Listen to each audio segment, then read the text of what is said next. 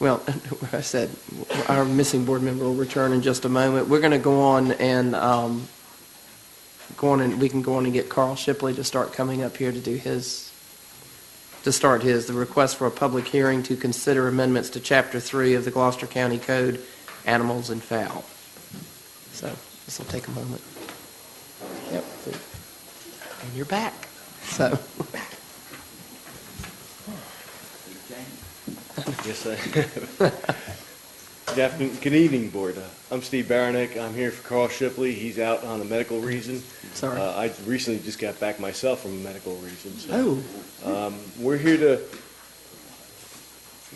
ask about making sure that we update our laws. The state recently had updated all their laws. We'd like to go ahead and update our laws to read the same as the state's. Does anybody have any questions as to what's inside the package?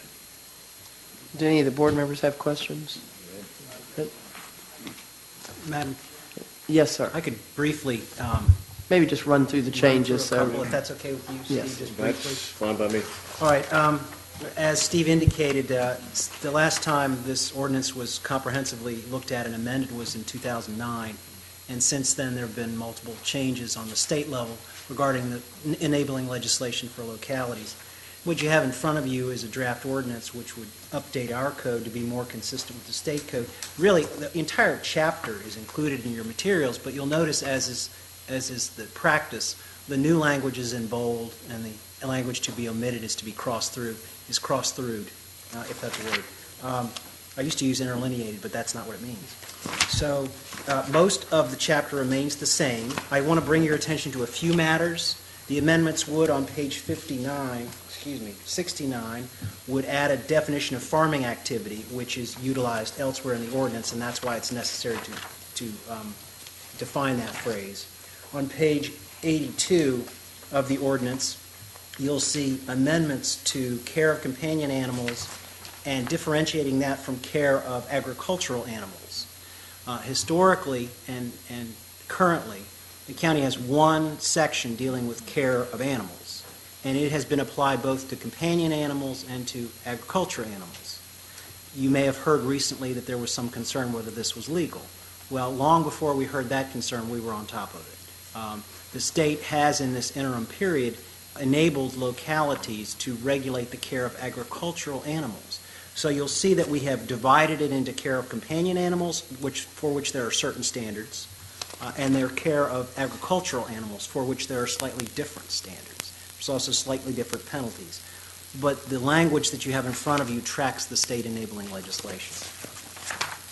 Next, you'll see on page 85, you'll see some relatively minor amendments to the section regarding seizure and impoundment of animals. One of them is, it just indicates that seizure and impoundment has to be done consistent with state law. The other is, it indicates that the fee for impoundment is $20 and the fee per day is $10. This is not different from what is currently charged. It just puts it in the code so everybody knows up front what the fees are. Skipping over to page 93 of the ordinance, you'll see in the dangerous and vicious dog section that the court, upon finding an animal to be a dangerous or vicious dog, may order the owner, custodian, or harborer thereof to pay restitution to any person injured as a result of injuries inflicted by that dangerous or vicious dog. The court's already been doing this, and it's already authorized to do this, but it just clarifies in our local code that if you have a dangerous or vicious dog and it inflicts injuries to the damage of, or to the detriment or damage of someone else, that the court is authorized to order you pay restitution for those damages. Next, on page 94, you'll see that the fee for dangerous dog certificates is increased from $100 to $150. This tracks the state enabling legislation, but you'll also see that formerly it was a yearly renewable fee at the same amount. So it used to be $100 every year. I think it was every year. Now it's $150 at the outset, but it's $85 every year thereafter. So actually, the price may be going down depending on how long your dangerous dog lives. Next, you'll see on page 102, the county has several leash law areas.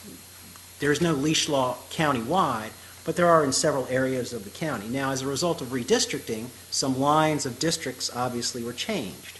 So it was necessary whereby formerly all of York and Gloucester Point districts were leash law areas. Now it's just part of York, so because the lines changed. So you'll see that it changed from all of York and Gloucester Point to all of Gloucester Point and the described areas of York.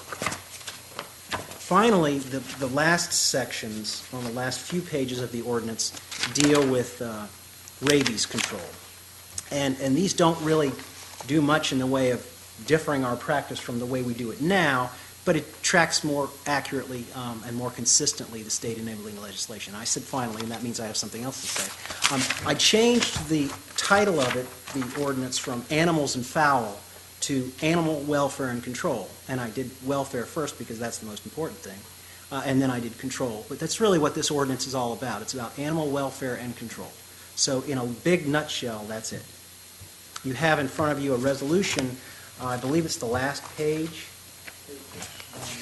Page 111. Page 111, which would authorize the clerk to advertise a public hearing on these proposed amendments for February 5th, 2013. All right, there's a motion on the floor and a second that for the resolution authorizing the clerk to advertise a public hearing to amend Chapter 3. Any further questions? All right, discussion? Seeing none, Ms. Garten, if you'll poll the board, please. That's right. Mr. Hudson? Yes. Mr. Crisco? Yes. Mr. Borden? Yeah. Mr. Moore? Yes. Mr. Byrd? Yes. Mr. Northside? Yes. Mr. Kenny? Yes. Madam Chairman, I have a Yes, sir. question. I'm a little late on this, but I'm not that I changed how I feel about it. When you took the word foul out, on the other state had some real meaning that we have to watch how we control foul, and you put in the title, hit me again with the title that you suggested. Yes, sir. I recommended changing it from animals and fowl to animal welfare and control, understanding that fowl, F-O-W-L, are animals. Okay. Okay, I just didn't want to see the foul shut up. Hey, they get a lot of attention. I bet Sheffield can tell us. There'll be no foul play. Right. Thank you. All right, any other questions from board members? Yeah. All right, thank you very much. Thank you, Mr. Moore.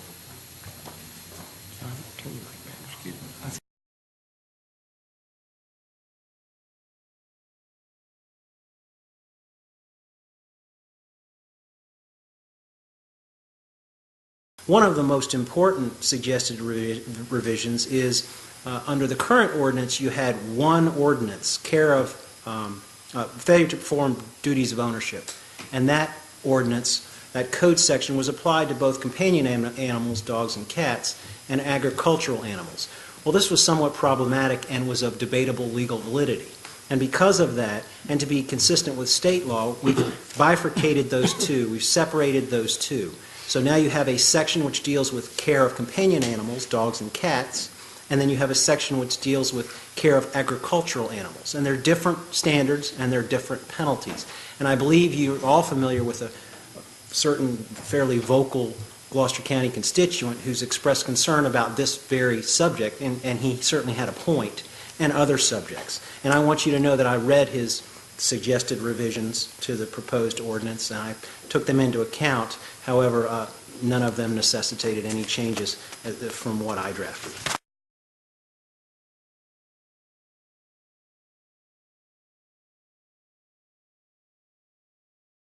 Is that every time a person moves a hand or an arm or an eye or a shoulder, all of this motion is indicative of what that person is thinking.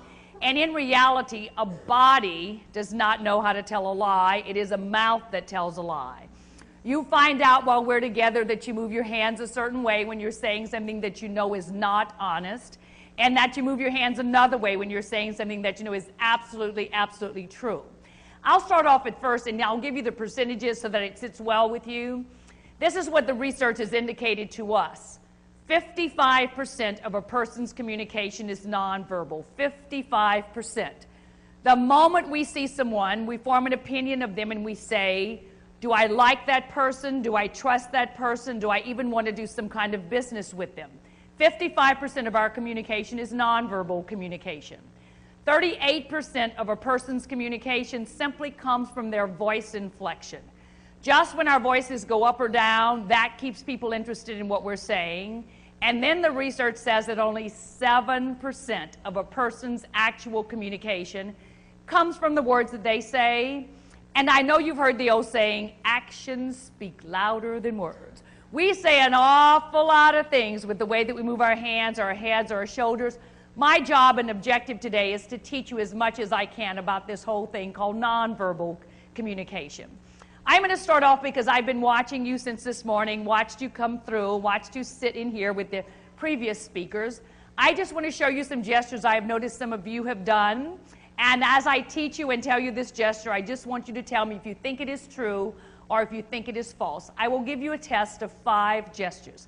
Here comes number 1. Let's say you're talking with someone, predominantly a man. Let's say you're speaking with a guy, and as the guy listens to you, the whole time that he listens, he just starts doing this. He will slowly, slowly rub the bottom of his chin this way. For question number 1, I want to ask it in this way and say, when someone does this, this is a sign that says that they are seriously contemplating what is being said. Would you think that that would be true? Do you think that that would be false? What do you think? We'll not give you the answers just yet. You have 5 questions on this exam. Here comes number 2. And I know you've seen this gesture. Number 2 goes this way. Men who constantly jingle the change in their pockets. When a man will constantly jingle the change in his pockets, it is a sign that says that he is quite concerned about his financial condition. Would you think that that one would be true? Do you think that that one would be false? What do you think? I will keep that one in for you. Number 3 is probably the most frightening one that I could ask of you, but I need your opinion, and it goes this way. People who tend to use their left hand a lot tend to lie a lot. Would you think that that would be true? Do you think that that one would be false? What do you think? False. Probably everyone who said false is left-handed. Where are my left-handed friends? Let me see those nice left-handed friends. They look very honest to me, so let me repeat number 3. Did not ask and say people who are left-handed, simply asked and said, people who tend to use the left hand a lot tend to lie a lot.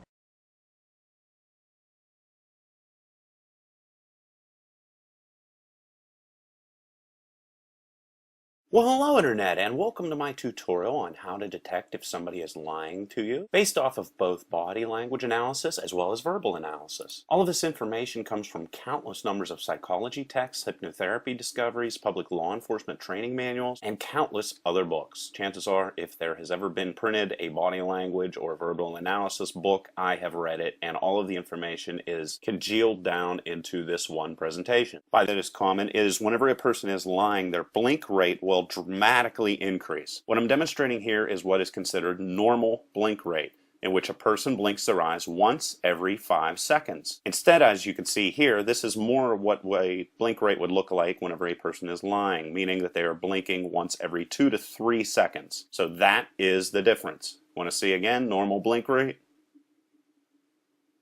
And then not normal blink rate.